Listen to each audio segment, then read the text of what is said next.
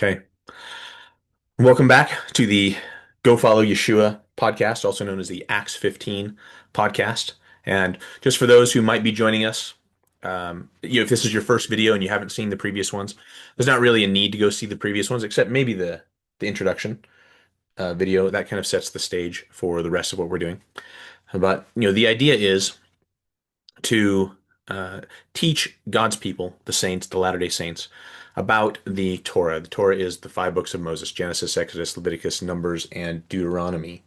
And how it is that these books are they are basically the oldest scriptures that we have. They're at the beginning of the book, so to speak, right? And how these form a foundation for the rest of our faith. And they are really, truly vital. An understanding of the Torah is vital to understanding the rest of the canon. And so we are going through the Torah or the five books of Moses, portion by portion. This is a kind of an ancient reading schedule that ancient Israelites would go through. And this is mentioned in Acts chapter 15, where the new converts to the church were given a list of four kind of like a minimum set of commandments for them to follow, which were found in Leviticus 17 and 18. And then the apostles said, and the new converts will learn the rest by attending synagogue where Moses is read every week. And Moses being read every week, those are the portions of the Torah. So we're going through those, and that's what we're doing. And this week, we are going to cover the Torah portion called Toldot. But before we get there, did you want to add anything? Good so far. Good so far? Okay. hmm Just break right in if you got anything to say. Cool. Um, by the way, again, if this is your initial video, my name is Joshua Erickson. I'm secretary of the Zarahemla Foundation, and how about you? I'm Elior Walker, and I host the Doctrine of Christ and Hebraic Restoration YouTube channel. Okay, so the Torah portion, as I said, is Toldot. Toldot is the Hebrew word for generations. Usually these Torah portions, the names of the portions actually come from the first the first significant word or words in the portion. So this Torah portion, Toldot, starts off in Genesis chapter 25, verse 19, which begins, these are the generations of Isaac. So that word generations there is Toldot, and it's kind of the first significant word. So thus the naming of this portion. So we're going to go from Genesis 25, verse 19 to Genesis 28, verse 9 in this Torah portion. So it begins the generations of Isaac, and it says Abraham's. So these are the generations of Isaac, Abraham's son. Abraham begat Isaac. So it's interesting. It like says the same thing. It's kind of there's a miniature little chiasm there. Um, says Isaac, Abraham's son, and then Abraham begat Isaac. Hmm. Yeah. So it's interesting little uh, note there. And the ancient Rabbi Rashi, medieval um, Rabbi Rashi, he's one of the most famous kind of Jewish commentators on the Torah.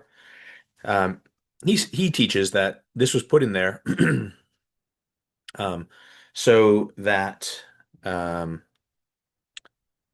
anyone who might doubt the the parentage, the father, the who sired Isaac would have this. And the reason why there might be some question is because Sarah, if you remember from one of our previous portions, Sarah was actually taken by the king of the Philistines, Abimelech, and he was planning on taking her as a wife or concubine. But eventually, God showed him in a dream that she belonged to Abraham as like Abraham's wife, um, and Abimelech was a righteous man and did not have any desires to sin, and so returned Sarah to her husband Abraham, and then sent Abraham away with gifts and so on. But then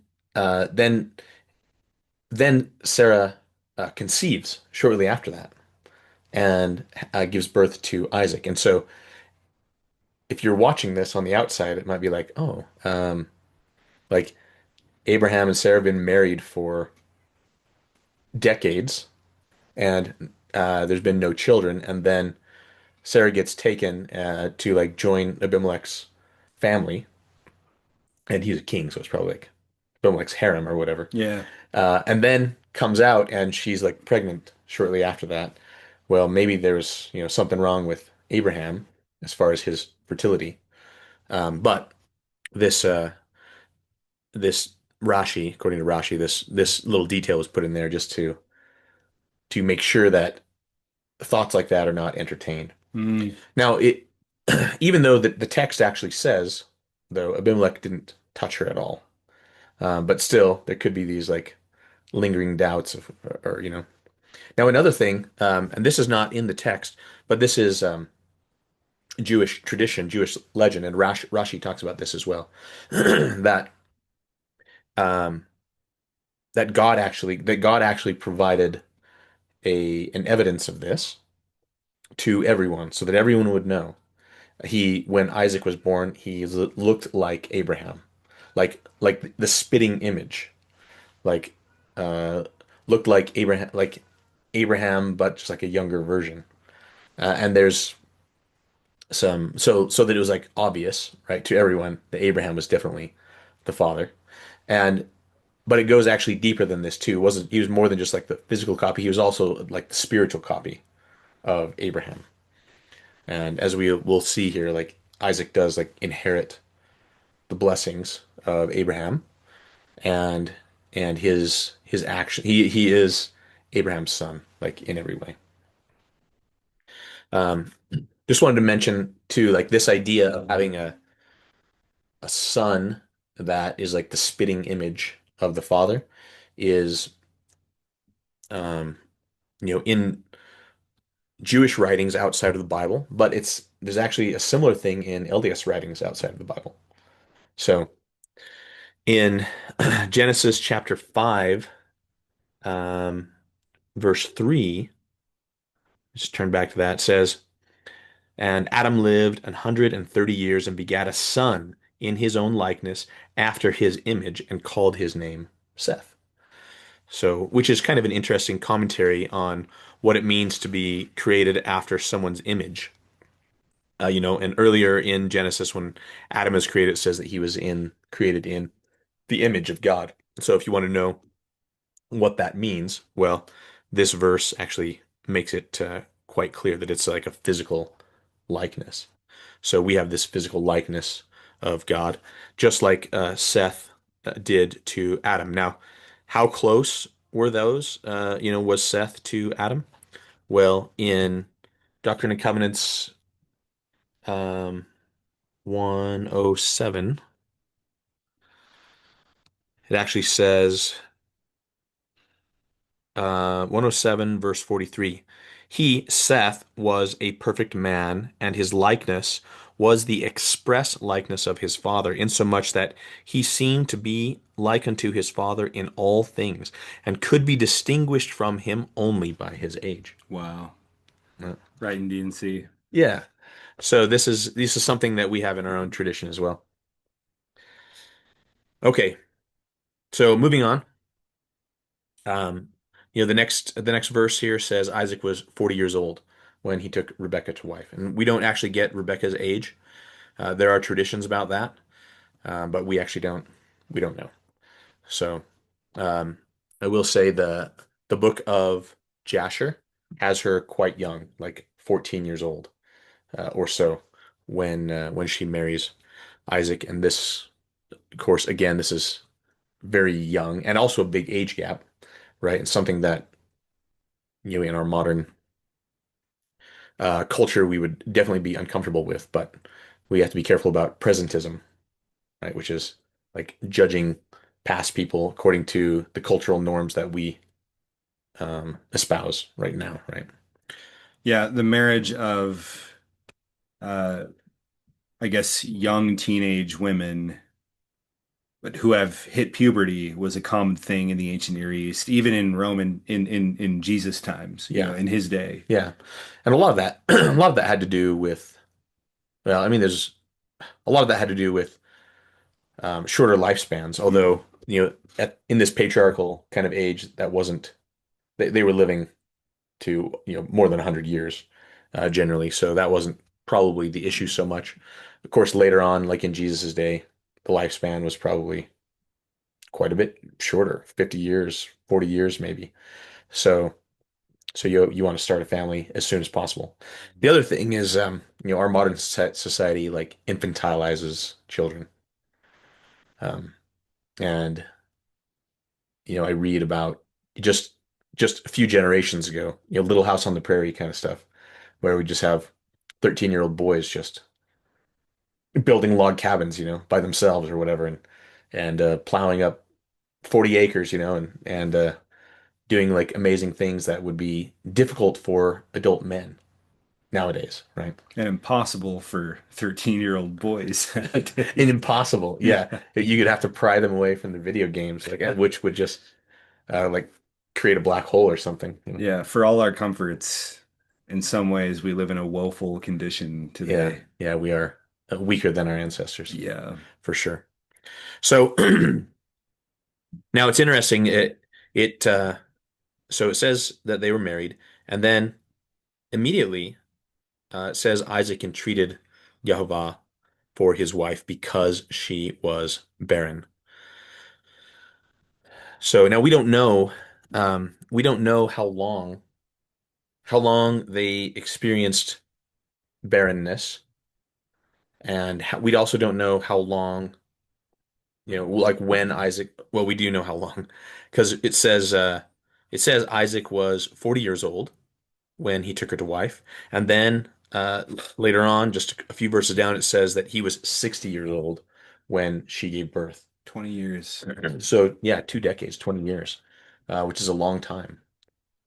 It's a lot of patience to wait, which is similar to like the wait that Sarah had to endure, right, Hmm. for Isaac himself.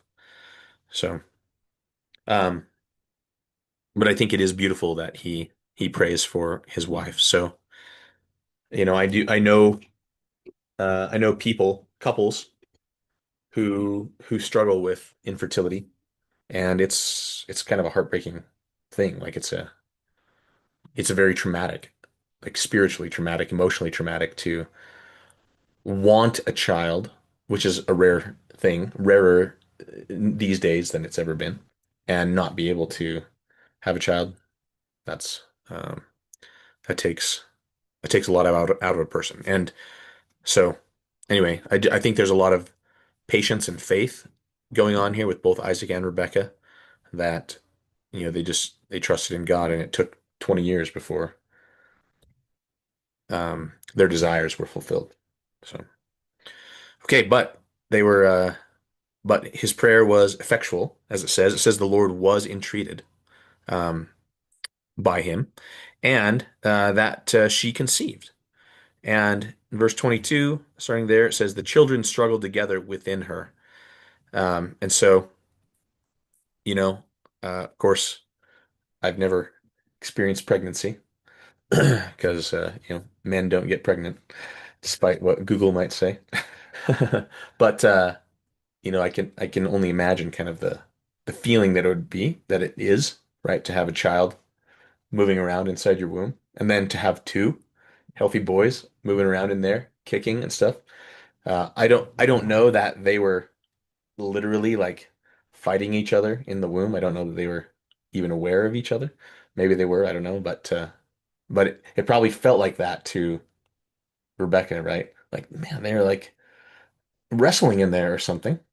And so she asked God about it, and God uses this to teach her about the destiny of these children, right?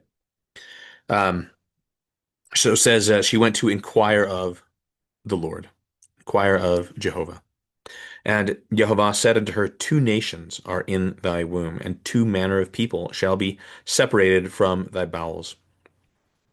And bowels, by the way, in our modern terminology, bowels is like your intestines, right?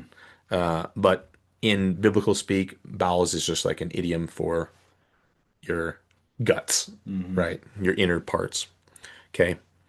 So two people shall, two manner of people shall be separated from thy bowels, and one people shall be stronger than the other people, and the elder shall serve the younger. So Hmm. she knows, like she has a revelation that the younger one is going to be chosen, um, and going to be the ruler over the older. So when has that happened? Can you think of any other times when the younger? It happens later. Oh, it happens many, actually, a ton of times. It happens, yeah, It's interesting. It happens. It actually happens like almost exclusively. almost every time. Yeah. Even in strictly Latter-day Saint scripture. Right. Yeah. Right. Like Laman and Lemuel are complaining that Nephi is always trying to rule over them or whatever, Hmm. and God says, "Yeah, I chose him to be ruler over you." Hmm. Right. Even though he is the younger brother. So, um, no difference here. Um, I do want to mention uh, one kind of New Testament commentary on this that is used sometimes by um, Calvinist Christians, and that is in Romans chapter 9. And I'm not going to read the whole chapter, but in Romans chapter 9, there's an interesting passage. I'm going to start at 10.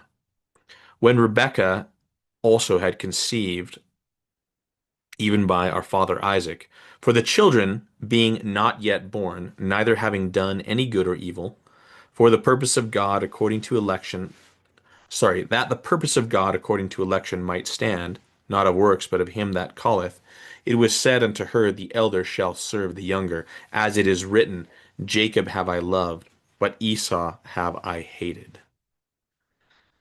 Okay, so now this verse has been used to justify um, like a Calvinist view of salvation, or in theological terms, soteriology. Soteriology. Yeah. Yeah. And of course, the Calvinist view is of um, unconditional election. Like God has chosen certain people to be saved, and other people he has chosen to be damned, and like created them for that purpose, right? Um, and why has God like created some people to be damned?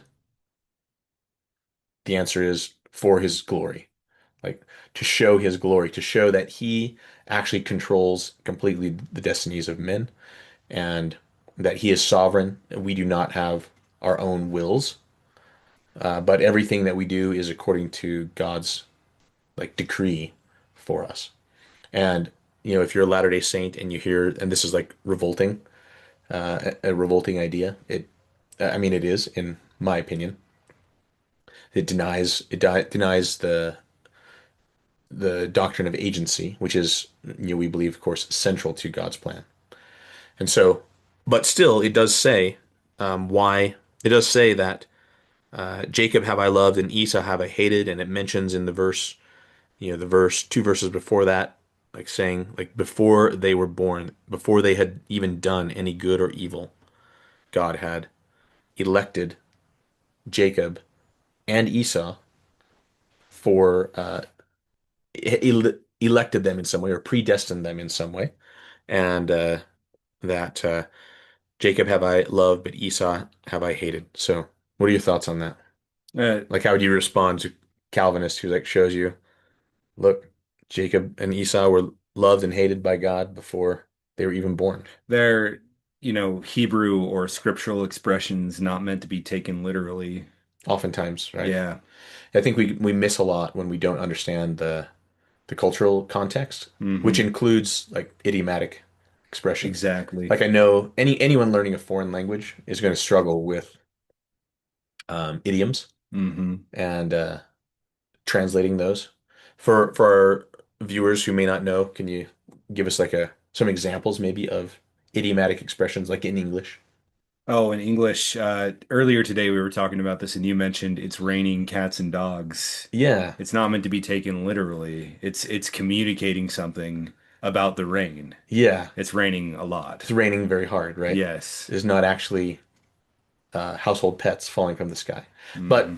to someone who is learning English for the first time, maybe they have not learned this phrase, and then Hmm. they're out in public and someone says it's raining cats and dogs, he'll just be like, what?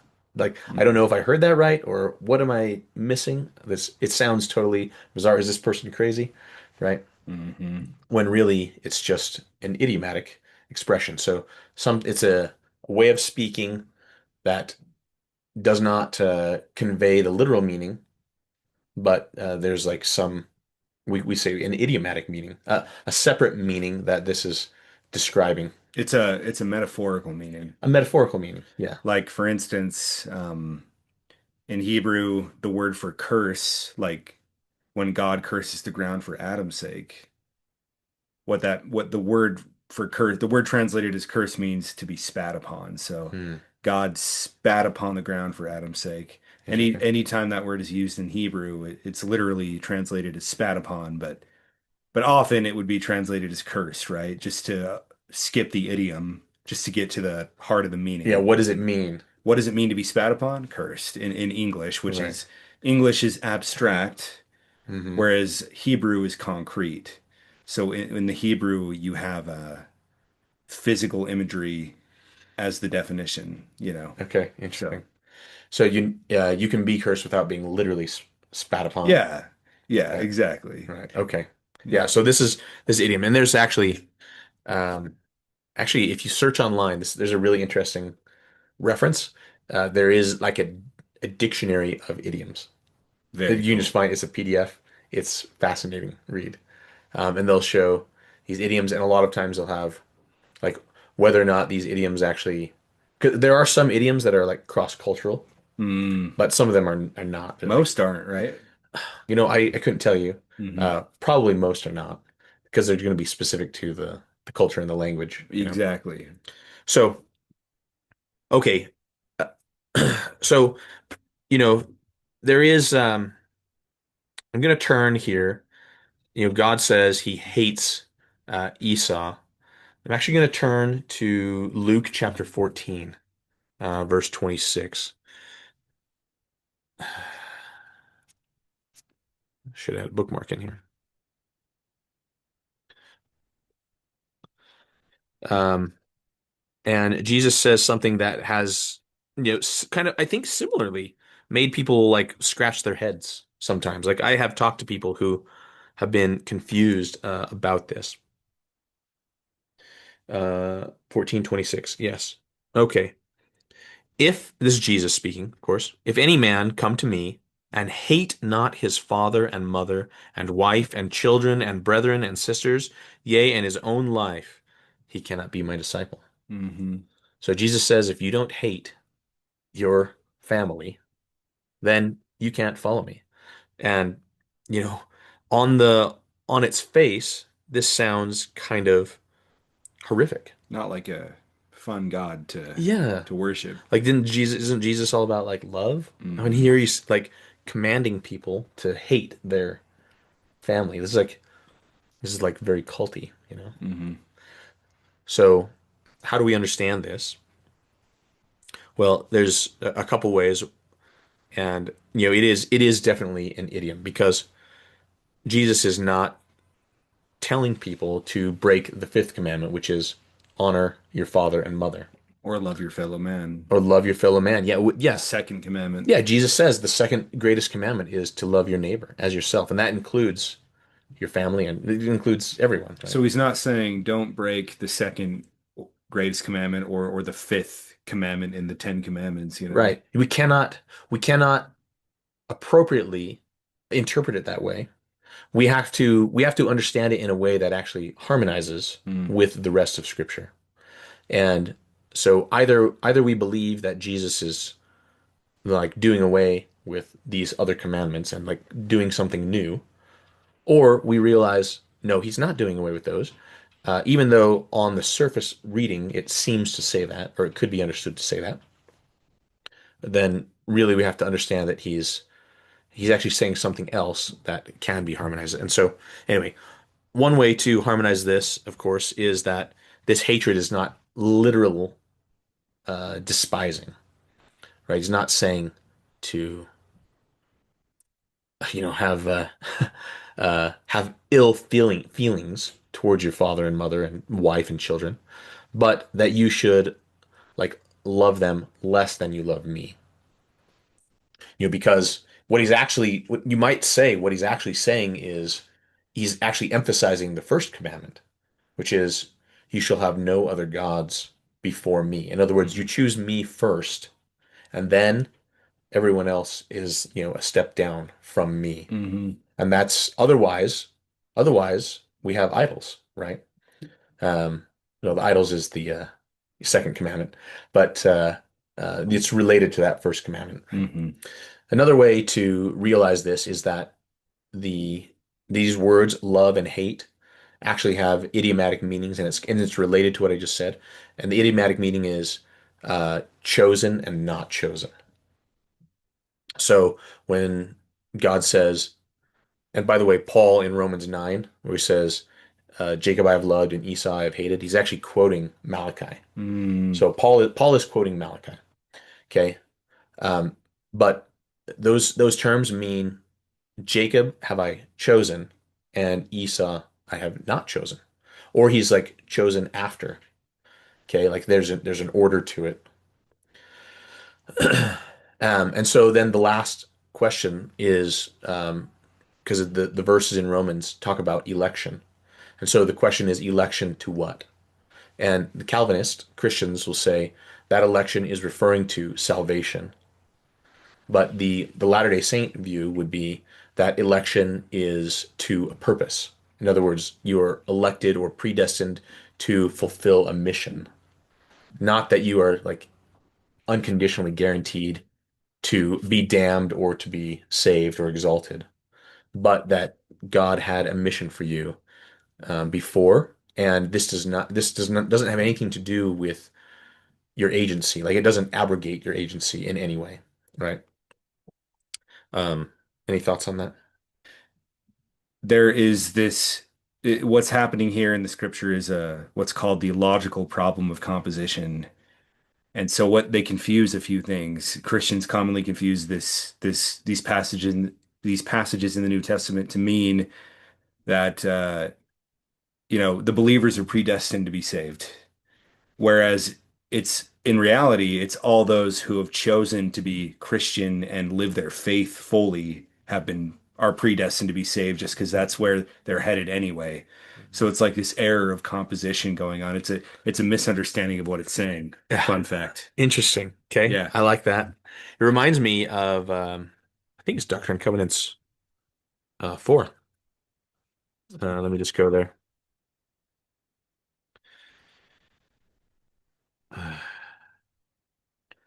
Um, 4 verse 3. Therefore, if you have desires to serve God, you are called to the work.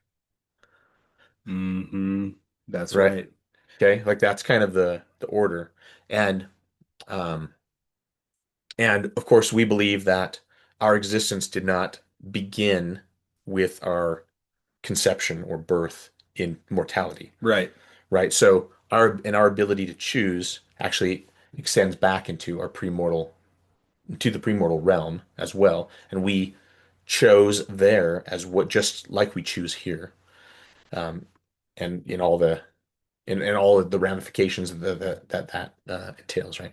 To be chosen or elect is a choice, ultimately, to conduct ourselves in such a way that we are chosen and elected. And it reminds me of Abraham 3, Go on. where Abraham is told that in the pre-existence he was a noble and great one. He has been chosen Right. and elected. Not to be exalted. Hmm. I mean, that's not what's communicated in Abraham 3, right? He's chosen to uh be a leader. Chosen to be a leader, and if he like the righteous fulfilling of that election will lead to exaltation. Okay. Yeah. So, okay. So I just wanted to mention that because that is Romans chapter 9 is and those verses and the surrounding verses too. So you can go check it out. Well, and one more thing about that logical problem Of composition. of composition, that logical error of composition is to distill it down. Basically, Christians will interpret that being as all Christians will be saved, Yeah. but the right way to view it is among the saved will be true Christians. They're inverting that's what the logical error of composition does. It sort of inverts the truth. Okay, interesting. So, Okay. So back to Genesis 25. Um, we have this an account of their birth. It says when her days were fulfilled, days to be delivered were fulfilled. Um, there were twins, just like her revelation had said. And the first came out red all over like a hairy garment, and they called his name Esau. And Esau probably means hairy or rough because he was like a red, hairy, like red hair, red-haired baby and hairy all over, like arms and back and whatever, like a little, like an ape. yeah, little orangutan Hmm. or something, I guess. I don't know. And then Jacob was so that was kind of unusual, and they like name Esau kind of after his birth, like they hadn't picked out names, which is kind of interesting. It's like let's wait and see what if anything weird happens when they're born, and then we'll name him that, right? Mm, You know. So and then Jacob came out, and it says that his hand took hold on Esau's heel, and his name therefore was called Jacob. And Jacob basically means heel, but it's just kind of like in English, heel has a literal meaning, like it's the back of the bottom of your foot or whatever. But heel also means the last of something, like the heel of a loaf of bread. It's like the last slice or whatever. Um, and so Jacob being named heel could mean that he was the second one born. He was the last of the two. But there's another meaning, idiomatic meaning of someone who like puts his foot down and puts his foot down in a way that like trips and like pushes someone else aside. And so commonly, if you look up the meaning of the word Jacob, it'll be supplanter. So supplanter is someone who takes another person's spot, like kind of deceptively or something like that. So you could kind of understand Jacob's name in either of those ways. And then they're kind of both true, as like we'll see, right? Okay, so the boys grew, and Esau was a cunning hunter, man of the field, and Jacob was a plain man dwelling in tents. So from from from their birth, they just kind of take these divergent paths from one another. And Esau is a hunter, like he's very kind of manly, I guess you could say, right? And he's out doing tough guy things and out on his hunting trips. And Jacob stays at home. Like we learn that Jacob, probably like tends his fields and flocks, you know? he's pastoral, Yeah. which is seen as in Hebraic thought, that's seen as the ideal life. Yeah. Right. That's right. The it is interesting that in the Torah anyway, there's only two hunters, and we're actually going to talk about both of them. There's only two hunters mentioned, and that is Nimrod, who was a mighty hunter, and then Esau. And the hunters are like wicked guys. They're not the valiant, not the righteous. But then we have the shepherds who are. So David was a shepherd, and Moses was a shepherd, and Abraham was a shepherd, and Jesus is the good shepherd. And Mhm. so yeah, so we have this kind of dichotomy there. So, um, Abel was also probably a shepherd. yeah, Abel was a shepherd, right? Hmm. Yeah. Okay. Very good. So, starting verse 29 says, Jacob sawed pottage, and Esau came from the field, and he was faint. And Esau said to Jacob, feed me, I pray thee, with that same red pottage. So in Hebrew, the name for like stew is Edom or Edom, which means red. So it's like that brownish red soup. Um, but this this stew was actually made with lentils as well, and the lentils were red. And the name for red lentils is also Edom or Edom. So Esau actually says, "Give me some of that Edom, Edom, the red lentil stew." So and because he's faint, and Jacob said, "Sell me your birthright," right? Hmm. And Esau says, I am at the point to die. Like he's like, I am really, really hungry, which is kind of a strange detail, right? Because these guys are not poor. They are not destitute, right? Their father is very wealthy. They are wealthy. They're wealthy men, and they've inherited Abraham's kingdom, right? They're princes Yeah. in a community. They are sacral princes, so they shouldn't be lacking anything. No, right. So it's kind of strange.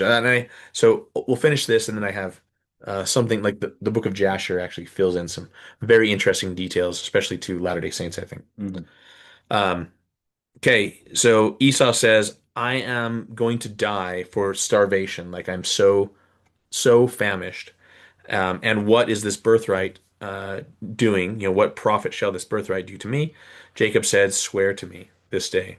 And he sware to him and sold his birthright to Jacob.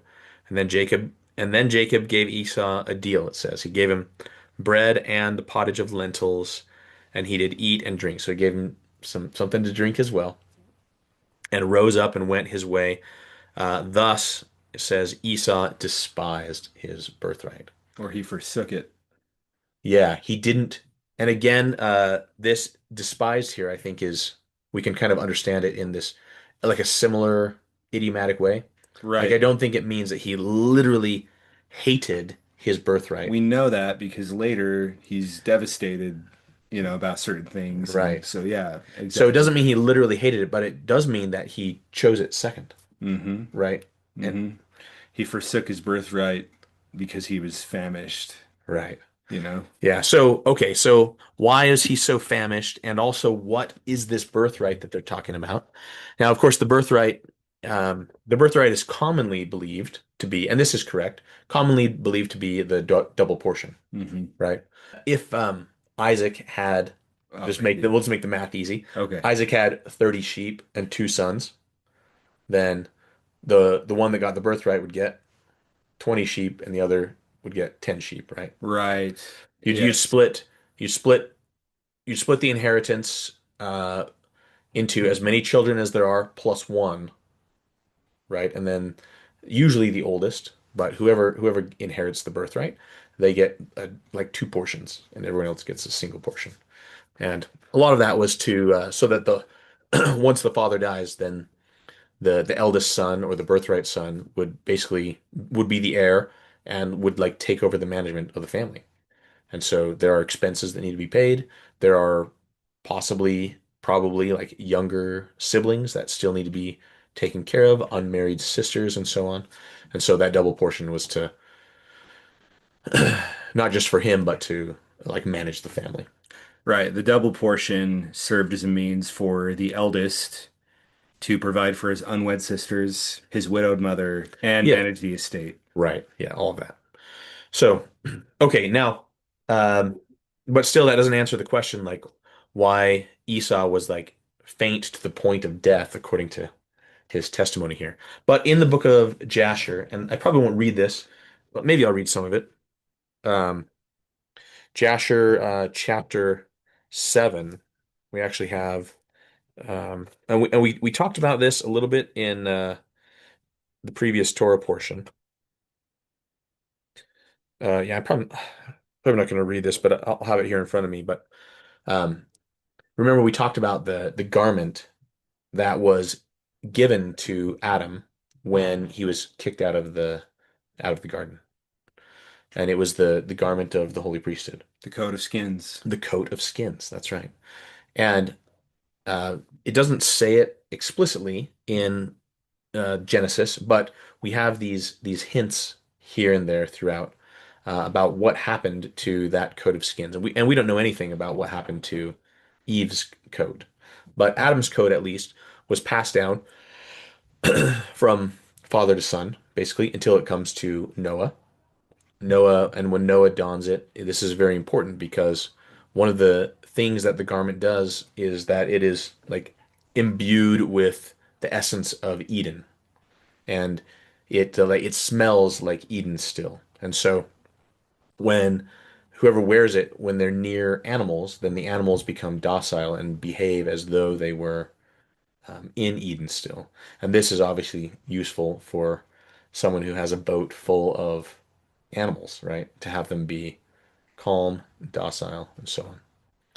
Well, what happens to this coat is that it's stolen by Noah's son Ham, right? Noah is has a little too much wine.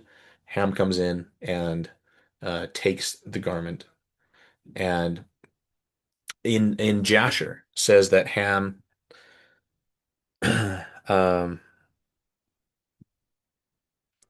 let's see. This is a chapter 7. Um, okay. Verse 24. The garment of skins which God made for Adam and his wife when they went out of the garden were given to Cush. Okay. Let's see. Let me back up. Okay. We're given to Cush. Cush is Ham's Ham. done. Yeah, Ham's son. For after the death of Adam and his wife, the garments were given to Enoch, the son of Jared, and when Enoch was taken up to God, he gave them to Methuselah his son. At the death of Methuselah, Noah took them and brought them to the ark, and they were with him until he went out of the ark. And in their going out, Ham stole the garments from Noah his father, and took them and hid them from his brothers. And when Ham begat his firstborn Cush, he gave him the garments in secret, and they were with Cush many days. And Cush also concealed them from his sons and brothers. And when Cush had begotten Nimrod, he gave him those garments through his love for him. And Nimrod grew up, and when he was 20 years old, he put on those garments. And the Genesis says something interesting about Nimrod. It says he was a mighty hunter. So, and we can see probably the connection there, right? If you put on these garments that make even wild animals just become docile or docile. That's going to be an advantage if you're a hunter, right? Yeah. Okay, so Nimrod, now Nimrod goes on to become like a tyrant. Okay, and and these garments would have gone to Shem and Shem's family, um, to Eber and Arphaxad and whatever, all the way down till Abraham, and then to Isaac, and then to Esau. Like it would have been, that would have been the birthright, or at least part of the birthright that was handed down. So in Jasher chapter 27, we see the garment um, mentioned again. Okay. Okay. And I won't read all of this, but Nimrod's a hunter, Esau's a hunter, and chapter 27 describes that Nimrod and had like a hunting party, and they were out hunting, and Esau was out hunting as well, and happens to like spy Nimrod and his party out there, and notices that Nimrod gets like separated from the rest of his party, and there had been kind of bad blood between the families, and Jasher mentions like a rivalry, excuse me, between Nimrod and Esau specifically. Mm. So Esau sees that Nimrod has become separated, and he like lies in wait. And as Nimrod gets close, he jumps up out of the ambush, draws his sword, and kills Nimrod. And then and also two of Nimrod's companions that are with him. But in the struggle, so and then sorry, I'm getting ahead of myself. Kills Nimrod, the other two that were with him, and then actually takes the garment off. Actually says that he beheads him Mm. and then takes his clothes, kind of a Nephi and Laban-ish Yeah, almost. very similar. Yeah. Takes the garments and then but the struggle was heard by the rest of the hunting party and they come and they see like Esau fleeing and so the rest of the hunting party is chasing Esau and he's been running for days and has not stopped to eat and so he is like literally famished to death and He's been running for his life in the hot Near Eastern sun for yeah, right. days, like For you days. said. And so he's like, what good is this birthright to me? And sells it to Jacob right then and there. Um, so now Jacob has the garment and is like back in possession of the descendants of Shem Mm. again.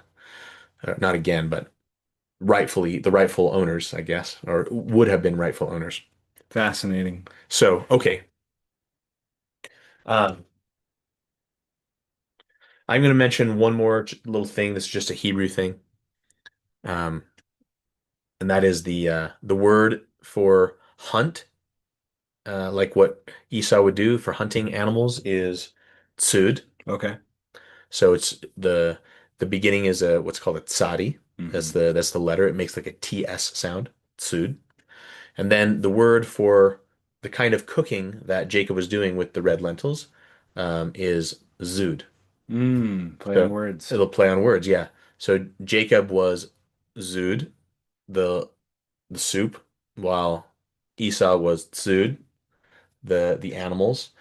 But really the wordplay is that Jacob was Jacob was hunting and ended up like hunting Esau. Right? He like laid a trap for Esau. He's a trapper and Hmm. trapped Esau with this bowl of lentils. Right? Yeah. And so okay. So that's it. That's it for 25. So Okay. 26. Sweet. Move on. So there was a famine in the land where Isaac was, and God tells him, "Don't." And like um, Isaac was probably like contemplating going to Egypt, I guess, and which happens later on when there's another famine. Mm. But God says, "Don't go to Egypt. Go to the place where I will show you." And He tells him to go to Gerar, which is in a city in the Philistine country. And and the Lord appeared to him and told him that, and says in verse 3, I will be with thee and bless thee, for unto thee and unto thy seed I will give all these countries, and I will perform the oath which I swear unto Abraham thy father. That's amazing. So Isaac basically gets, the Lord says, don't go, stay here in Canaan.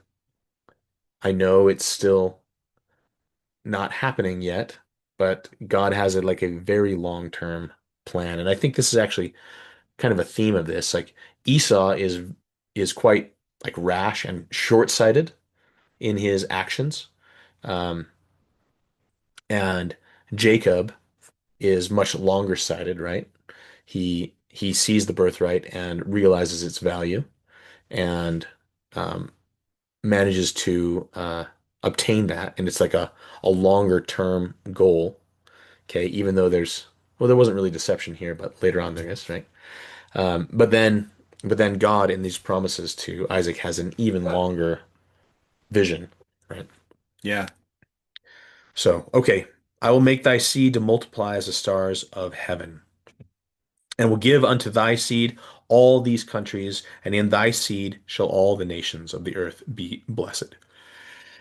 And he says something interesting here. He says, because that Abraham obeyed my voice and kept my charge, my commandments, my statutes, and my laws. Well, very cool. Yeah, Hmm. Abraham kept my charge, my commandments, my statutes, and my laws. Now, this verse here in Genesis is actually echoed um, in echoed in Deuteronomy chapter 11, which I'm going to 11 verse 1, which I'm just going to read, and you'll hear the obvious similarity. This is Moses speaking to the children of Israel. Therefore, thou shalt love Yahweh thy God and keep his charge, his statutes, his judgments, and his commandments always. Hmm. So here we have Abraham before the law of Moses was given, uh, keeping, this God actually testifies to Isaac that Abraham kept Deuteronomy chapter 11, verse 1, I love that. right? Which is kind of interesting. They had the same set of laws. They absolutely did. Yeah. So now, just to kind of define some of these things a little bit, when it says that Abraham kept my charge, the word there is mishmeret, Mm. mishmeret, which actually means priestly duties. Okay.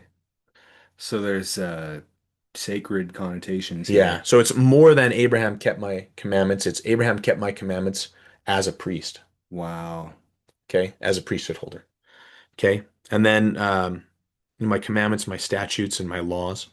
Um, Commandments is it's the standard Hebrew word for commandment, which is mitzvah, Hmm. mitzvot. My statutes are sometimes when you hear the scriptures will like kind of break the commandments into different categories. Hmm. Statutes are those. You will get some difference of opinion on this, so but I'm just going to give you my opinion from my studying. Statutes are those commandments that might not make intuitive sense. Um, whereas judgments, which is used sometimes in Deuteronomy, it says statutes and judgments. Their judgments are those things that kind of do make sense, just like intuitive sense. So, an example of a statute might be to um, bury bury the blood from an animal that you kill. Fair. Okay, bury it, cover it with dirt. The animal's dead. You might not think to do that. Why not just put it in the river, or why not just leave it without covering it? Um, Maybe you could come up with some like practical reasons for covering it, but it's not something that is like obvious that you should do necessarily.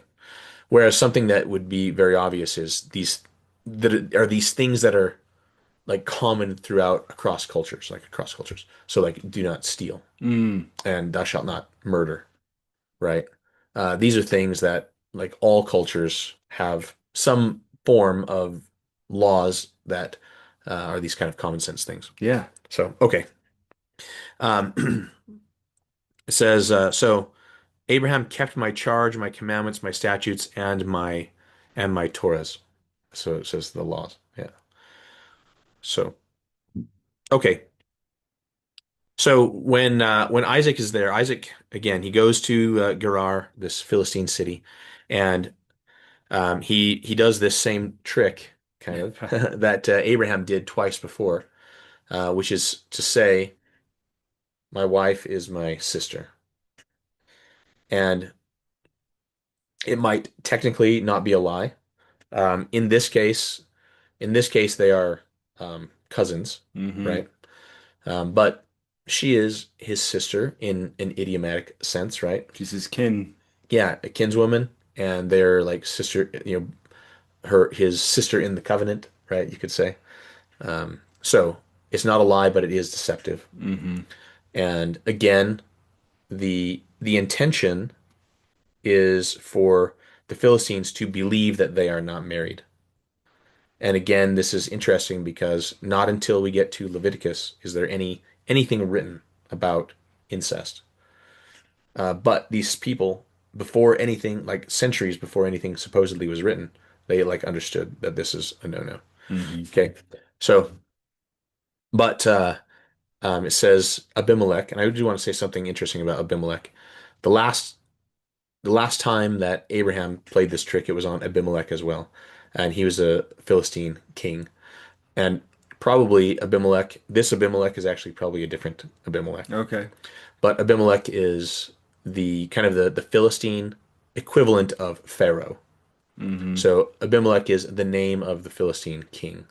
And in Hebrew, Abimelech actually is in Hebrew, B and V are interchangeable. So it's Avi Melech, Right. which is Avi is my father, and Melech is King. king. My father is king. So this is kind of the name that all the kings were The given. title of The the title. king. Yeah, right. Interesting. Okay. So uh Abimelech, he he sees Isaac and Rebekah sporting. He sees Isaac sporting with Rebekah, which means flirting, caressing. There was something happening where Abimelech is like, "Oh no, no. This is definitely not true. At least this is, we've been deceived. She's not his This sister. is not his sister. This is Yeah. his wife." And he confronts them, says, "Surely, surely, this is your wife. And why would you do such a thing? Like we uh someone could have like taken your wife and lying with her. Okay. And then that would bring condemnation upon us as well. And what would be the condemnation there? It would be adultery, Yeah. which again, there's no written law against adultery. But these cultures knew that it was Yeah, punishable by death. right. Yes. And that's because the law was given to Adam. And Hmm. that was just, and then of course to Noah was the other kind of pinch point, bottleneck, I guess. But yeah, knowledge of those things was disseminated through all the cultures. So Abimelech probably remembers what his the what happened with Abraham, and that God said, if you bless Abraham, then I will bless you. And so Abimelech tells everyone not to touch them and to leave them alone, and to like give them a place in the land. So says Isaac goes, he sows in the land and waxed great and very great and so great that the Philistines begin to become kind of jealous, and they say you have to leave, like you're too amazing for us. So Isaac separates, and he goes elsewhere, and he goes back to where Abraham dwelt kind of previously. He separates from the Philistines. Yeah, yeah. Okay. And he goes and he finds though that after Abraham died, the Philistines, like basically because of jealousy or something, like dumped rocks and dirt in all of Abraham's wells that he had dug. And so Isaac goes about like digging them out, and it says something interesting, which is that Isaac like redug these wells and basically and gave them the names that Abraham had given them, Hmm. which is just kind of shows Isaac's character, because he is not interested in like making a new name for himself and like saying I dug this well or whatever, and this is like a my accomplishment and my property. He actually is interested in honoring Abraham. And his legacy. Yeah, and his legacy. So there's like a series of struggles with Isaac's people and Philistines, complaining about like he digs out the well, and then the Philistines are like, "Hey, that's our water," and so Isaac says, "Have it, move With the somewhere else." same level of hospitality as his father, Yeah, he says, "Okay, I'll move somewhere else." yeah, yeah, That's amazing. yeah. Like with Lot, it's like, right? There's strife, and he just says, "Lot, what do you want? You choose first. You can have it. I'll go somewhere else." Right? It also shows faith. Like these men don't have to clamor for what they think is theirs. They know God will bless them no matter where they go. Yeah, right. Now this right, and I love that. It doesn't mean that Isaac doesn't dig wells, Right. but he just knows if that well doesn't work out, like there's other wells, and eventually God is going to give this land to my Hmm. descendants anyway. Right. He's been received into the everlasting covenant and he has promises from the Lord on his behalf, you know. He's Yeah, not worried about a well not working out. right. So he digs up the next well. There's strife, and he like abandons that one as well. Second time now, right? Yep. Goes to the third one, and finally he like has peace. Nobody gives him any grief. Right. Okay. And then that night says Yahovah appeared unto him. Amazing. Verse 24 appeared unto him and like repeated the promise. I am God. I am the God of Abraham thy father. Fear not, I am with thee, and will bless thee and multiply thy seed for my servant Abraham's sake. And he built an altar there. Okay. And called upon the name of the Lord and pitched his tent there. Called upon the name of the Lord and pitched his tent, and there Isaac's servants digged another well. Okay. Well, if you haven't seen any other episodes, you should check out our last several. There's a lot to say about pitching tents and calling on the name of the Lord, and there's some heavy temple connections with those. So just go back and watch what we've done so far, particularly within the Abraham narrative. Yeah. Okay. So then um, Isaac's moving around, finally finds a place, and then Abimelech comes back to him. And and uh, and also with like some of his army officers or whatever. And Isaac's like, "What have you done, seeing that you hate me? Like, Hmm. what are you doing here? You hate me. You sent me away." And now again, hate doesn't mean probably literally despise, but like you have like chosen me, set like you've put me down a notch Hmm. in your eyes, right? Yeah. So they said, "We saw certainly that Jehovah was with thee." And we said, "Let there be now an oath betwixt us, even betwixt us and thee, and let us make a covenant with thee."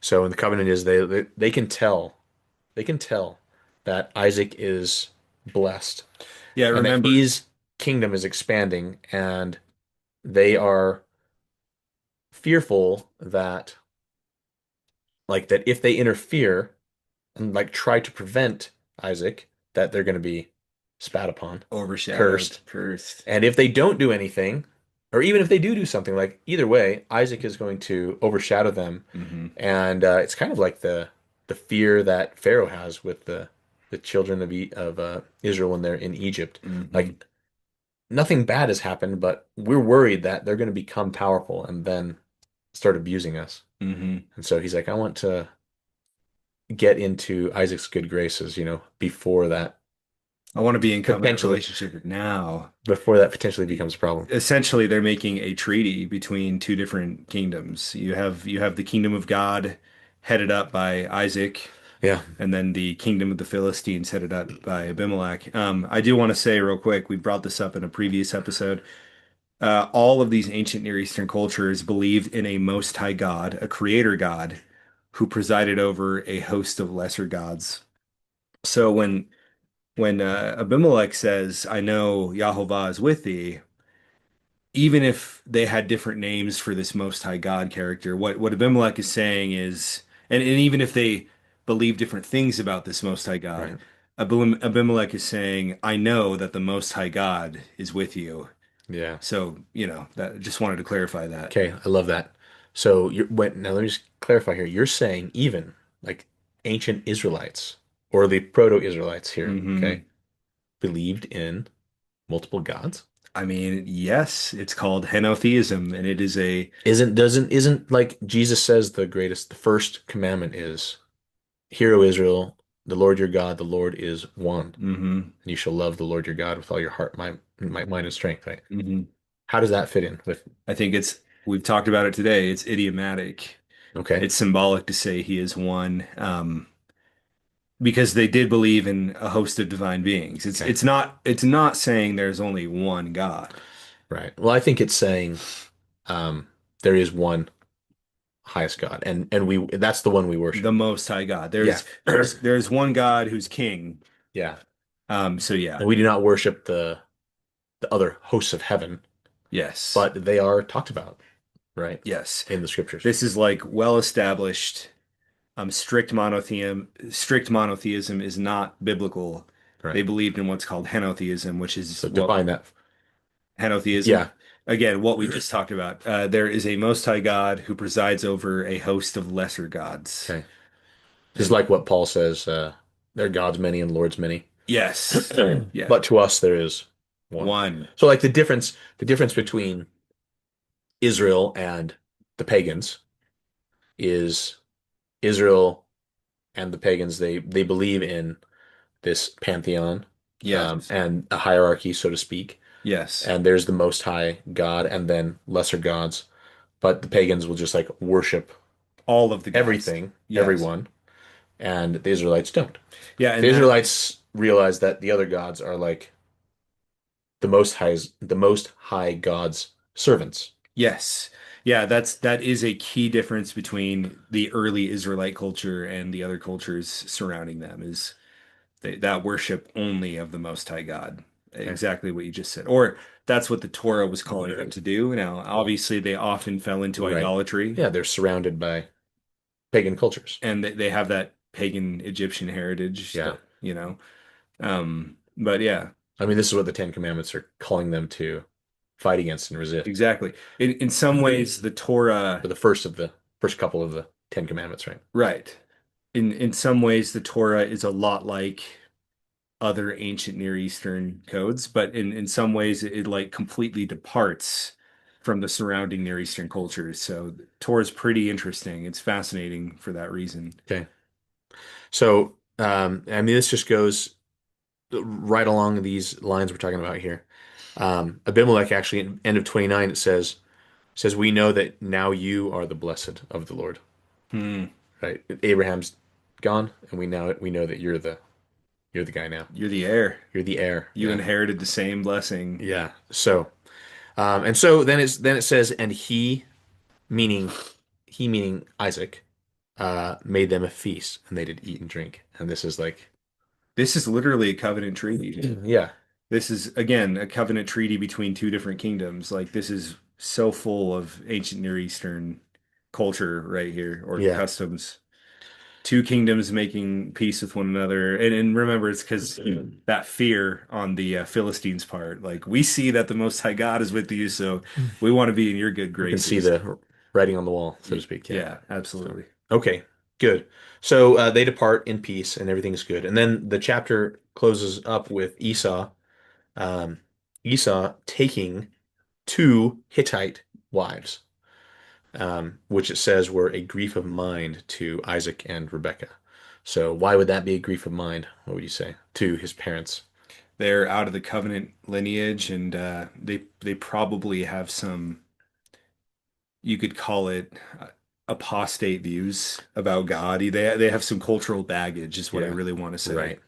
Yeah, and like Jasher again sheds some more light on this.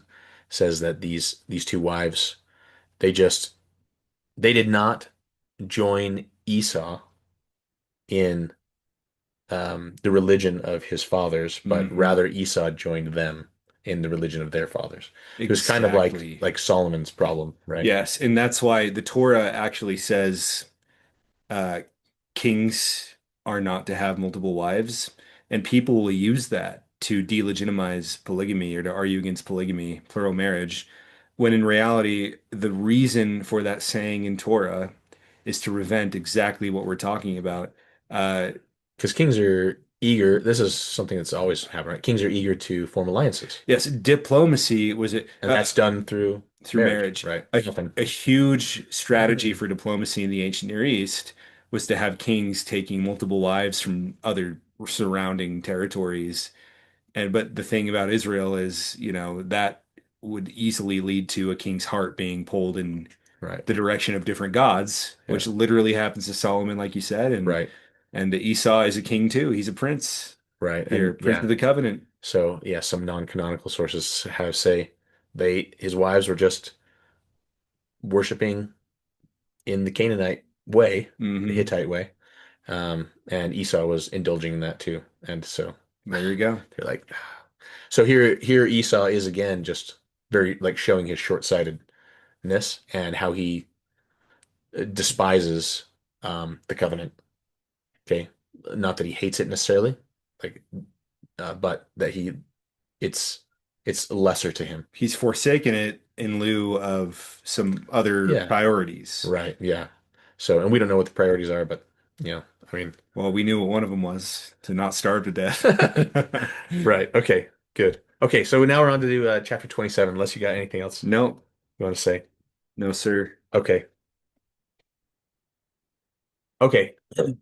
So, um, now here is where we talk about the blessing. So Isaac is getting old. It actually says Isaac was says his eyes were dim.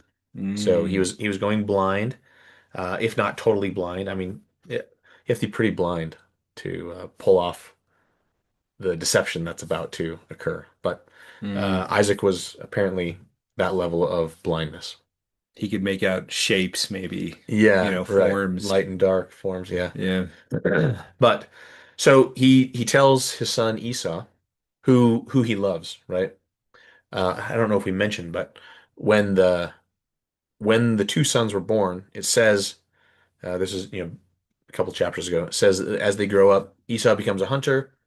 Jacob, is pastoral, as you said, and that Isaac loves Esau and Rebekah loves Jacob. Of course, Rebekah has this revelation that she had about the two peoples in her womb, Hmm. and we don't know whether or not she ever told Isaac about that, but Right. she didn't forget at least, right? And she in this chapter is about to make sure that that prophecy that God gave her is fulfilled, and so which is a pretty bold thing to do.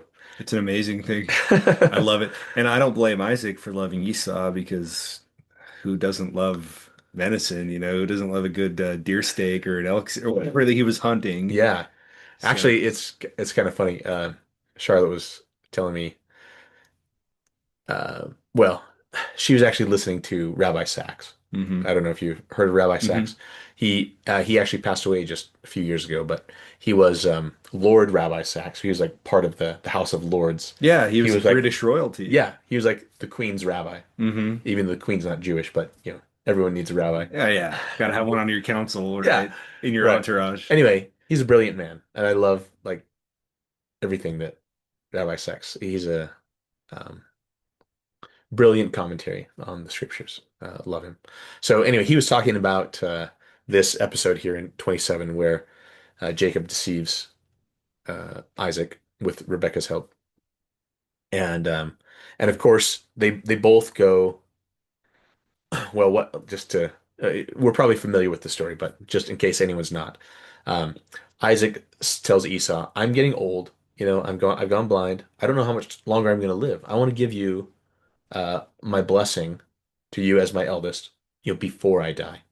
So let's make a special occasion out of this. I want you to go and go hunt and go get me some venison that Hmm. I love and prepare it for me in the way that I love and bring it to me and I'll eat and then I'll give you my blessing. This is a conferral of the kingdom. So I'm guessing this is more of a feast. Yeah. This is a big deal, what's happening here. Yeah. And one of the servants like hears this exchange and goes and tells Rebecca. And Rebecca says to Jacob, quick, do what I say. Go get a couple of kids and bring them to me, and we'll make some stew and make it, season it like venison or whatever. And you're going to go in and pretend to be Esau and get the blessing. Hmm. And Jacob's response to this is kind of telling, interesting. I don't know. He doesn't say,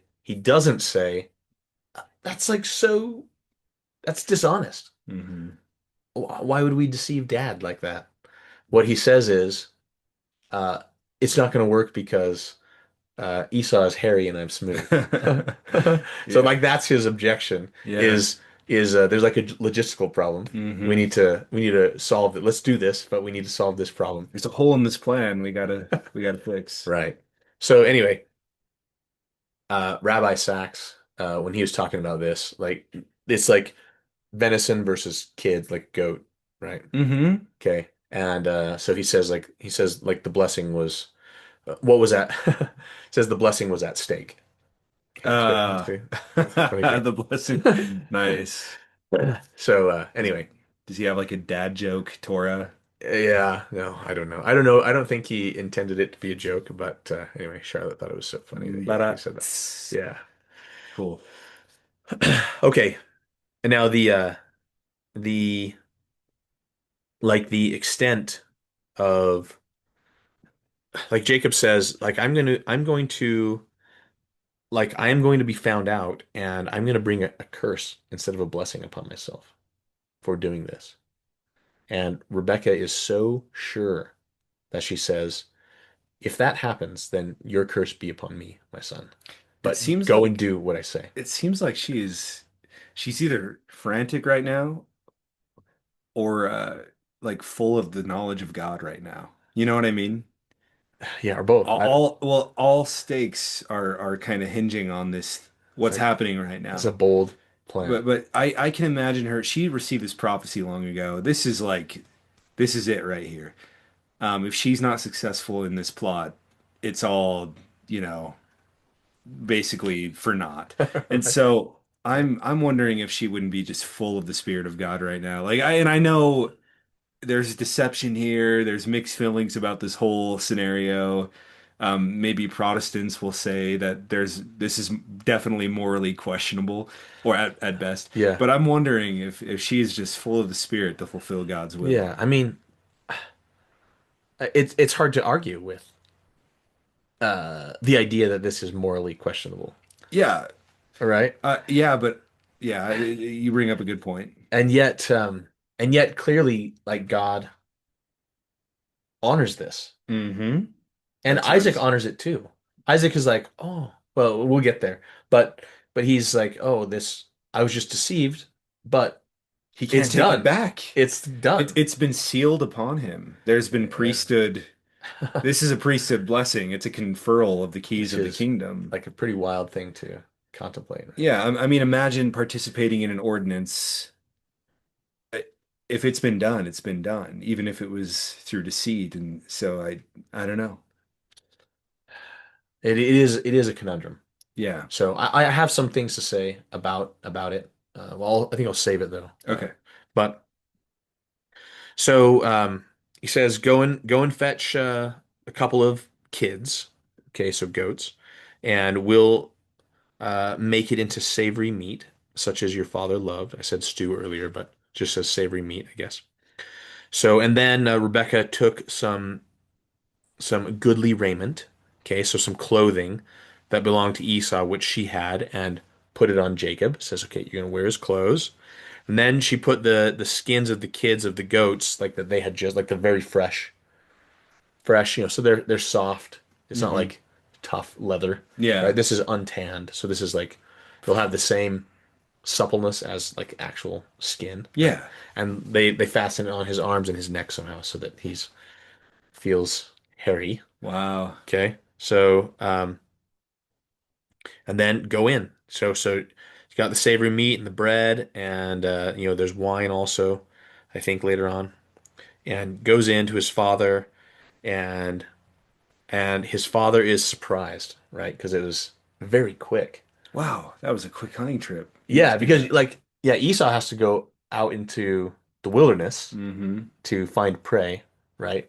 And Jacob like goes in the backyard, right? So Mm-hmm. he's quicker, okay? And let's see. And so Isaac is a little bit suspicious, and so but Jacob comes and says, "Here am I." And he says, "Who art thou, my son?" Jacob says, "I'm Esau, thy firstborn. I have done according as thou badest me. Arise, I pray thee. Sit and eat of my venison, that thy soul may bless me." And he says, "How have you found it so quickly?" And Jacob says, "The Lord thy God brought it to me." He says, God did this. You know what? He's not lying. And yeah, there's a bit of there's kind of some irony in his words right there. Right. Mm-hmm. Okay, so yeah, there's the deception. I am Esau. I mean, if he had just said, I am thy firstborn, you could Mm. you could say, well, maybe he wasn't li he was deceiving but not lying or something. But Mm. yeah, I mean, this is deception. So, okay. So Isaac is still suspicious. So he says, "Come near, I pray thee, that I may feel thee, whether thou be my very son Esau or not." Jacob went near to Isaac his father, and he felt him and said, "The voice is Jacob's voice, but the hands are the hands of Esau." Um, so so that was good enough. And so it says he blessed him. But he did ask him one more thing. He said, "Art thou my very son Esau?" And he said, "I am." He said, "Bring near to me, and I will eat my son's venison." So he did. He brought him wine. He drank. And his father Isaac was still not quite convinced, I guess. Said, "Come near and kiss me, my son." He came near and kissed him, and he smelled the smell of his clothing and blessed him. Said, "The smell of my son is the smell of a field which the Lord hath blessed." Like, because Esau's always out in the field or whatever. Hmm. Now, some of the like Jewish commentators said that said something very interesting. Said that when Isaac smelled the smell of his clothes, that he smelled like the smell of Eden. Because the garment. And yeah, no, I don't think that the garment that Esau's garment that Rebecca put on him was just like his outer clothes, but Hmm. I wonder if Jacob was wearing the Adam's garment Mm. underneath, and Isaac sensed that and and mistook it maybe for just like the smell of the outdoors or something. That's funny. But okay, and then so he blesses him there. He says, and the blessing is short, short but interesting. Therefore, God give thee of the dew of heaven and the fatness of the earth, and plenty of corn and wine, and let people serve thee, and nations bow down to thee. Be Lord over thy brethren, and let thy mother's sons bow down to thee. Cursed be every one that curseth thee, and blessed be he that blesseth thee. The distilled Abrahamic promises. Yeah, Yeah, right. right there. Yeah. Now, um, I find there's a couple of interesting, yeah, I mean, there's a lot of interesting things here. Okay. But one of the things that will be probably of special interest to Latter-day Saint readers here is this part where he says, "Be Lord over thy brethren." So be Lord over your brothers, Hmm. and let your mother's sons, plural, right, bow down to thee. Mm. Now, how many brothers does he have? Well, in the according to the text, And how many sons does his mother have? yeah, I mean, the text would indicate only one other, but there's probably a lot more going on here than the text indicates. Right. Now there are possible there are a number of ways to read this, I guess. Hmm. One could be that when he says be Lord over your brothers and your mother's sons, that he just is speaking idiomatically of like your male relatives. And that's certainly a possibility. Okay. Another possibility um is that he's just covering all his bases, in case Rebecca has any more sons in the future. They are going to be, you know, you were going to be a leader or ruler over them Hmm. as well, like in the future, speaking in the future. That's a possibility. Um, another possibility is another possibility is that section 132, which says that Isaac was a plural husband, is actually there's a hint here at that. Oh yeah. Now, sometimes people will say, well, there's a problem in section 132 because it says that Isaac was a plural husband, Hmm. but the the text in Genesis does not explicitly support that. Therefore, it's a contradiction, a logical contradiction. Would you agree with that? Not at all. And why not? Because an omission of data does not equal a logical contradiction. Right. The fact that Genesis doesn't say anything specific about any other wives doesn't mean he didn't have other wives. You know what I mean? And another thing, we've brought this up so many times, but Abraham was literally a king and tribal chieftain, and so is Isaac. Isaac's going to have m multiple wives. That's what happened back in the ancient Yeah. Near East, you know? It'd actually be surprising if he didn't. Yes, Right. as a tribal chieftain, he will be married to multiple women, Yeah. and Abraham was at least married to three that we know of, but it's possible there were more, you know. Oh, So there, yeah, there were more. It was, oh, it actually says it that says, in the text. There were more. There wasn't Abraham did not just have three wives; he had more. So to say that Isaac didn't is it's not in line with the culture, and with yeah. So it's definitely not a contradiction. So let me just yeah. like give an example, another example of why this is not a contradiction. Okay. And it's, you could, we could come up with silly examples like, um, the Book of Mormon never says that Nephi had shoes, like sandals. Therefore, And since the text never mentions Nephi's shoes, then then we know that Nephi never had shoes, right? hmm. One does not actually logically follow the other, It's a non sequitur. The conclusion does not follow from the premise. right? And so you could do a similar thing with family things, like so Adam's son Seth, the Genesis never mentions any wife at all. Hmm.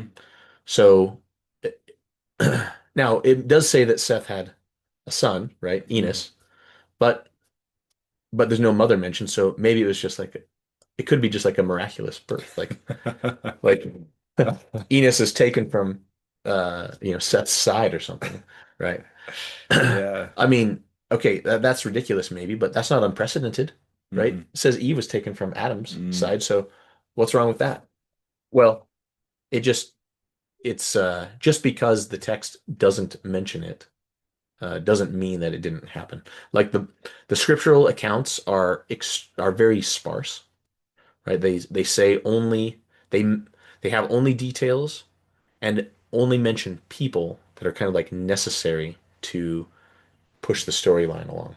Mm. And there's so many people that we can like logically conclude existed, wives and sons and daughters that are never mentioned because they're just not a critical part of the story necessarily, right? Yeah, Abraham and Isaac likely had many princes for sons, but only those that were directly involved in the story of the covenant lineage are Yeah, mentioned. That's yeah, what you're saying, right? right. Yeah, And like Ishmael and Esau are mentioned because they're directly involved in the lives of Isaac and Jacob, and they're important to the story. But right. there were probably other princes in this tribe, in the Yeah, kingdom. right. Yeah. Okay. And so yeah, so this is not actually it's not actually a contradiction. Hmm. It's actually more information. Section 132 is Exactly. like clear, and there are um, indicators here that maybe we'll get into more later. Maybe but okay. I just wanted to mention that. Okay. Now, it says verse 30 is as soon as Isaac had made an end blessing Jacob, um, and Jacob was yet scarce gone out from the presence of Isaac his father, that Esau his brother came in from his hunting. Nice. Okay, so not that Esau like came in to Isaac, but Esau came back to his house and started like preparing the venison, Yeah. and Isaac was already gone. Okay, so he also made savory meat, brought it to his father, and said, let my father arise and eat his son's venison, that thy soul may bless me. And Isaac his father said unto him, Who art thou? He said, I am thy son, thy firstborn, Esau. And Isaac trembled very exceedingly and said, Who? Where is he that hath taken venison and brought it me? And I have eaten it all before you came. Like I'm not even hungry anymore. Like Poor so, Isaac. He thinks he's like losing his mind. yeah. and Esau is distraught. Hmm. Like Isaac trembles. Like Isaac is confused and like just totally bewildered. And Esau is vexed, right? Says he cried with a great and exceedingly bitter cry. Imagine thinking you're about to have the keys of the kingdom conferred upon you, the authority of kingship in your community, and you come back to find out like that is your entire like that was on Esau's mind his whole life. I'm going to be king of this entire community someday. I'm going to be their king and their high priest. That is gone in an instant. Can you even imagine how horrible that would be? Yeah.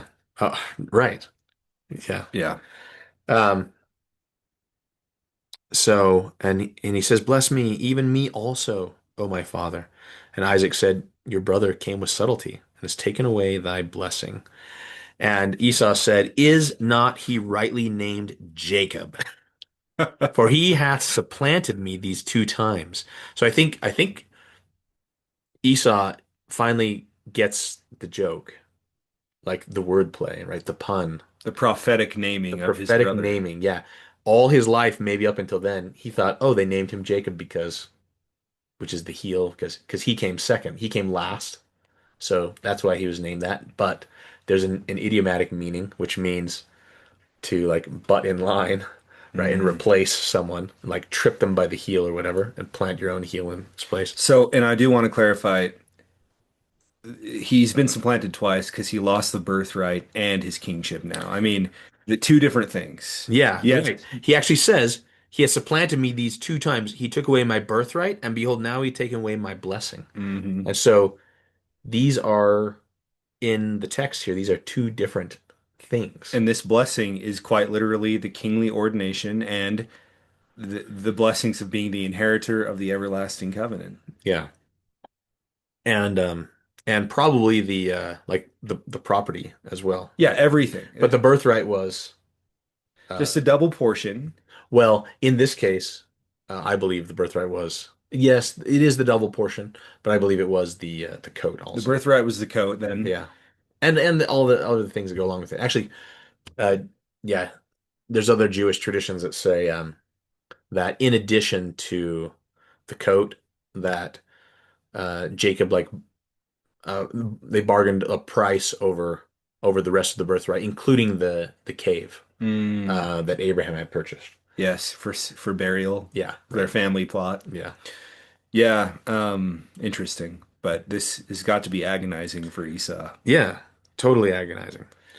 So he asked him again, "Do you not have you not reserved a blessing for me?" And Isaac said, "I have made him thy Lord, and all his brothers have I given to him for servants, and with corn and wine have I sustained him. What else? What do you want me to do for you?"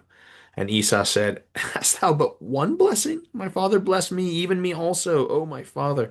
And Esau lifted up his voice and wept. I mean, uh, this is kind of a heart-wrenching scene here. Yeah. So Isaac actually relents and does give him a blessing, and like the first part of the blessing is actually like identical to Jacob's. He blesses him uh, with the fatness of the earth and the dew of heaven.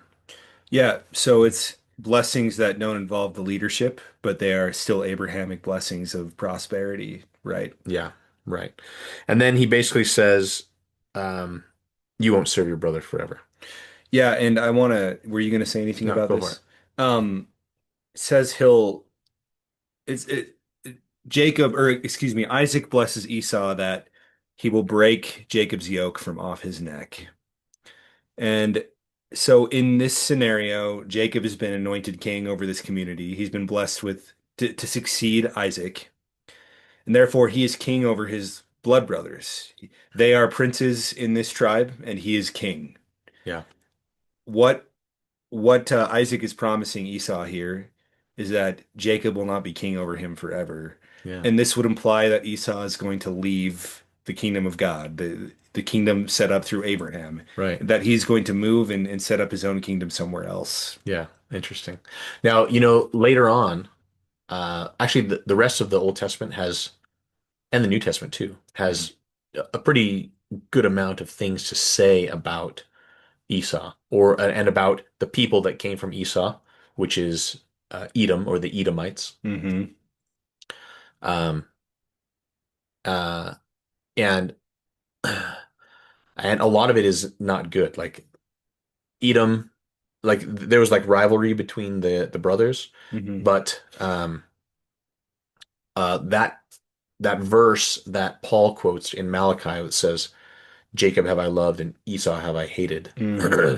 is actually like in context probably is not talking about the individuals, but talking about the nations. Right.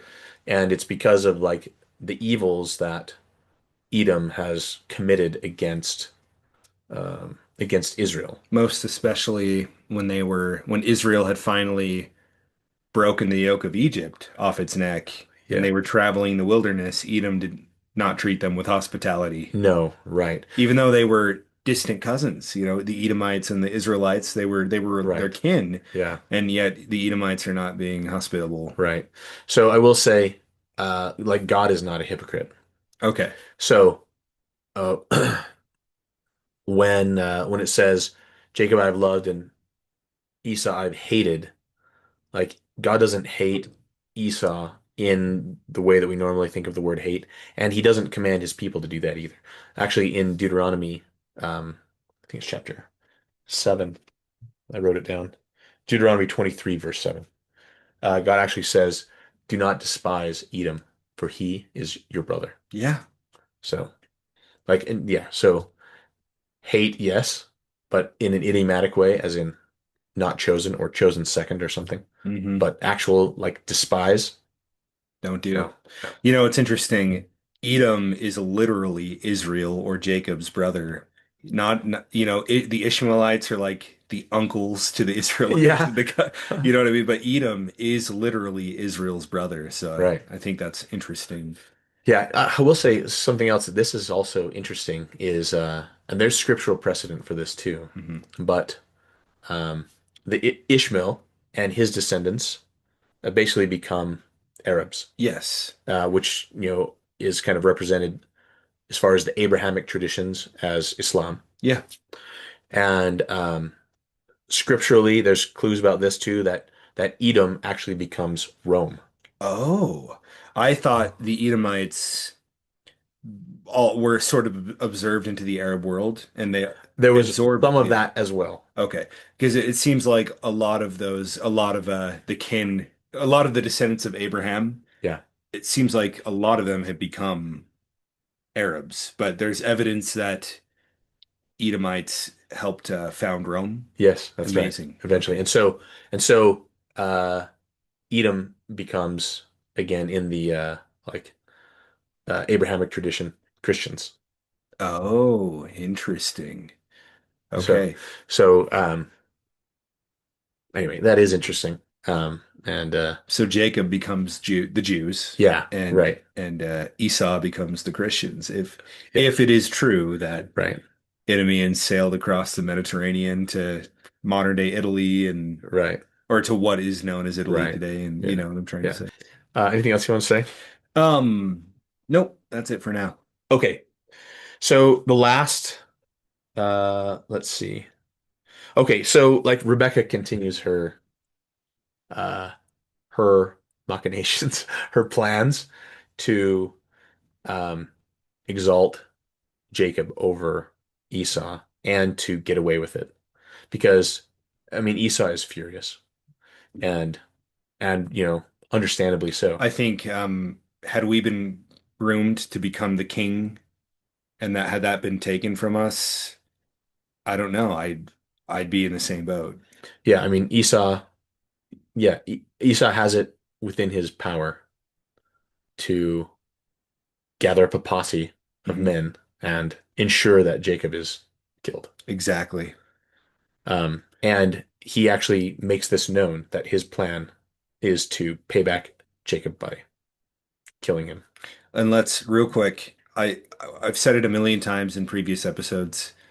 This isn't like Abraham and Sarah and Isaac and Rebecca out alone in the wilderness. You've said it too. They're like snowbirds alone. They are king and queen over a kingdom. They are tribal chieftains, which means as princes, Esau and Jacob would, like you said, each have their own posse or their own the what's the word I've been using? Yeah, their own households, Their own, yeah. entourage. Yeah, yeah. They have an entourage. They have their own servants. They have their own tribe with Officers. Yeah. yes. So when Esau is plotting to kill Jacob here, it's like this is a Intrigue, yeah, political this intrigue. is political intrigue. This is like a Yeah. television drama. Like grab your popcorn because this is a little bit more interesting and complex than we give it credit for. Yeah, there's a lot. There's big moving pieces, right? Hmm. So, um, so, uh, and Rebecca has spies. Like there's spies. I know she has her Rebecca, own servants who are on it. There's political intrigue in this tribe yeah, going down everywhere. yeah. Rebecca doesn't hear Esau do this, but like one of the servants hears it and comes and tells Yeah. Rebecca because she has her ears out in the community, right? Can you imagine being like living in Abraham or in Isaac's community at this point and just like hearing all the rumors about all of this, you know? You're right. I recommend a book called Nomads of the Nomads, and it details the life of a group of Arabs essentially, whose ways had been unchanged for thousands of years, at least or at least up to the 1970s. Hmm. But it details how Lehi and Abraham would have lived. I highly recommend it. I mentioned it before, but it really sort of colors in this picture we're building about what this might have looked like, and Okay. it's really fun to consider. So Yeah. All right. Okay. A little bit of speculation here. Like it doesn't say literally that Rebecca had spies, but it says yeah. that like one of her servants. It says, well, let's see. I'll read it. And Esau said in his heart, "The days of mourning for my father are at hand." Like because Isaac is getting old. He's gonna die any day soon. And Esau, for the things that might be said against him, at least he doesn't want to like he respects his father. Okay. He doesn't want to be the cause of his father's death Right. by killing his brother. Right. So, but he says, then I will slay my brother Jacob, right? Mm. After my father dies and everyone's mourned, then, then it's time to, then it's time for the real heir to stand up, right? Hmm. And To take back the throne. he says, then I'm going to kill. Yeah, right. Then I'm going to take back the throne. That's Hmm. basically what he's saying, right? And then it says, these words of Esau, her elder son, were told to Rebekah. So, and then she calls Jacob and tells what Esau's planning. And he says, she says, now therefore, my son, obey my voice, arise, flee thou to Laban, my brother, to Haran, and tarry with him a few days.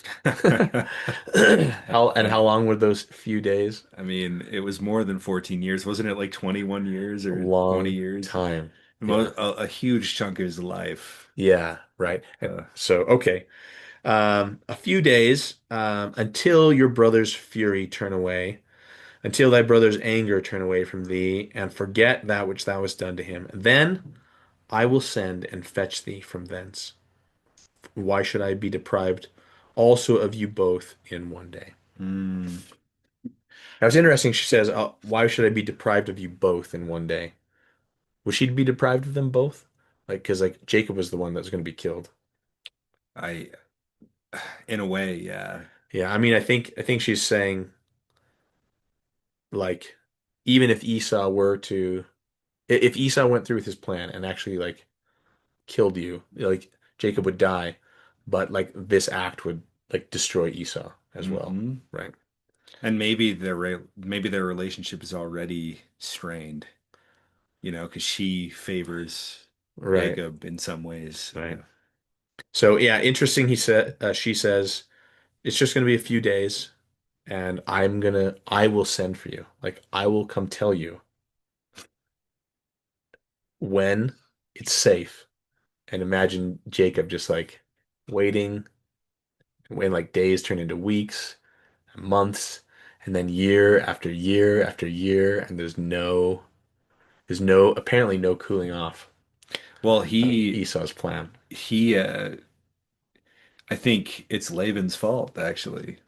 That is true, but there's no there is some of that too. But still, Didn't he hear from his mom didn't about hear from it. his mom. In the scripture, at least, like in the text that we have. Right. Yeah. Yeah. So we actually do we do hear from his mom later. We'll get to that. Okay. Not in this portion, but Hmm. later on. Okay. Spoiler. Yeah. So, okay. So she tells Jacob, she gives Jacob instructions. It says you need to go to Laban's house for safety. And then this is just political intrigue again. And then she goes to her husband Isaac and says, I'm weary, weary of my life because of the daughters of Heth, The that Hittite. the Hittites that Esau has married. So if Jacob take a wife of the daughters of the Hittites, such as these that are of the daughters of the land, what good shall my life do me? So she like it's like it's very Fiddler on the Roof Yeah. esque. Because she doesn't want Isaac to find out that mom like sent him away. Like what? Like that's not her job, right?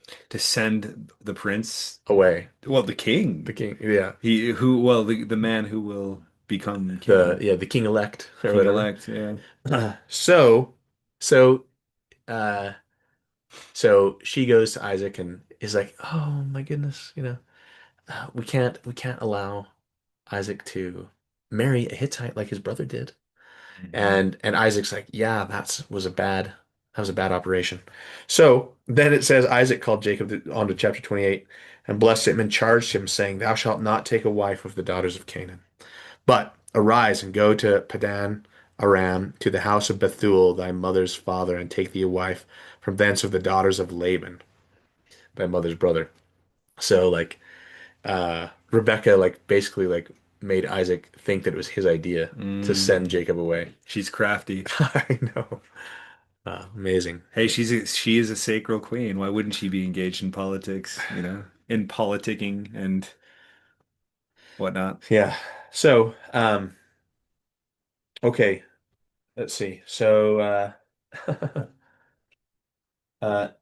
now here's an interesting.